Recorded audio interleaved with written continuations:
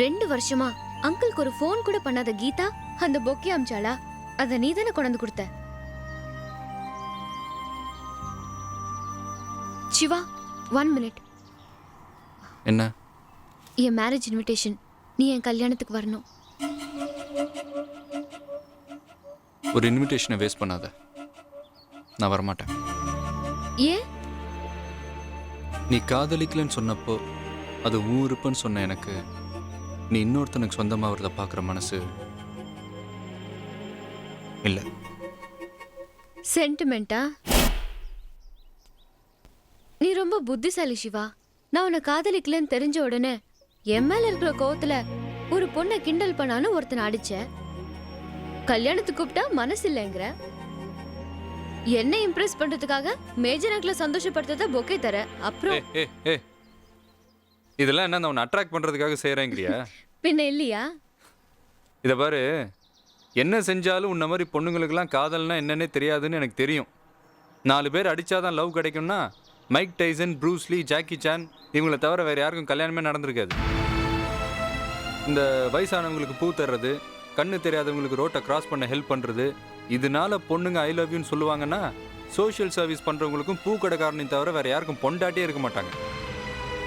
தயவு செஞ்சு ஆம்பளைங்களை பற்றி நான் எண்ணத்தை மாற்றிக்க. ஒரு தடவை ஒருத்தர் நினச்சிட்டா கடைசி வரைக்கும் அவனால் தான் மனசை மாற்றிக்க முடியாது. காதலுக்காக வாழறவனும் காதலுக்காக சாவறவனும் ஆம்பளை தான். ஒரு ஷாஜஹான் தான் இறந்து போன தான் பொண்டாட்டி நினைவா தாஜ்மஹாலை கட்டினானே தவிர உலகத்தில் எந்த பொண்ணாவது தான் புருஷனுக்காக ஒரு குடிசையாவது கட்டியிருக்கான்னு சொல்ல முடியுமா? காதல் தோல்வினா ஆம்பளை தற்கொலை பண்ணிக்குவான். ஆனா நீங்க அப்படி ஒரு விஷயமே நடக்காத மாதிரி எல்லாத்தையும் மறந்துட்டு வேற எவனையா கல்யாணம் பண்ணி குழந்தைய பெற்று போனா போதுன்னு அதுக்கு காதலன் பேர் வைப்பீங்க. அதை தவிர வேற என்ன செய்வீங்க? உங்களுக்கெல்லாம் அம்மான்ற ஸ்தானம் மட்டும் இல்லைன்னா வேஸ்டியா.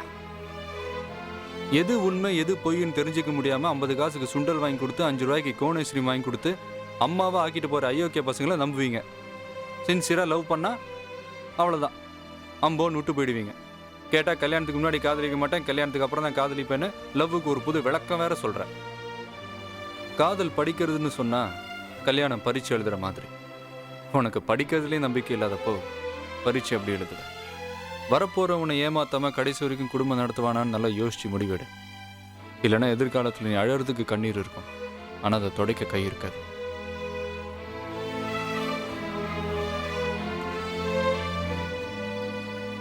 இங்கே என்ன தோணுதோ அதை பேசுவேன், இங்கே என்ன தோணுதோ அதை செய்வேன்.